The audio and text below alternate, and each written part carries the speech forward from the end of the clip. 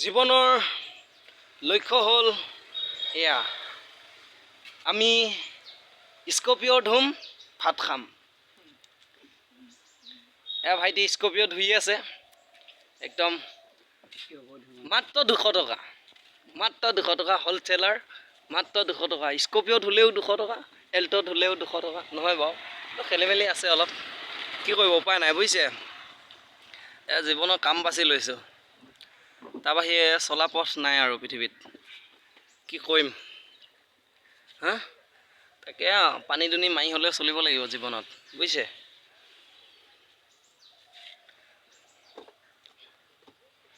আমাৰ কেতিয়া আহে এনেকুৱা কপালত থুককে লোৱা বোলে তুমি স্কৰ্পিঅ'খন, যোৱা এই 15 লাখ লোৱা স্কৰ্পিঅ'খন লৈ লোৱা। ইছ ৰাম, অলেখ ভাৱনা, অলেখ বেদনা, অলেখ মৰম, অলেখ শুভেচ্ছা, কিমান থাকিব। কি ধুনীয়া ধুনীয়া দামী দামী লগ' লগাই থৈ দিম। এই ৰিম, এই ট্ৰেৰ, কি নাথাকিব ইয়াত, চব থাকিব।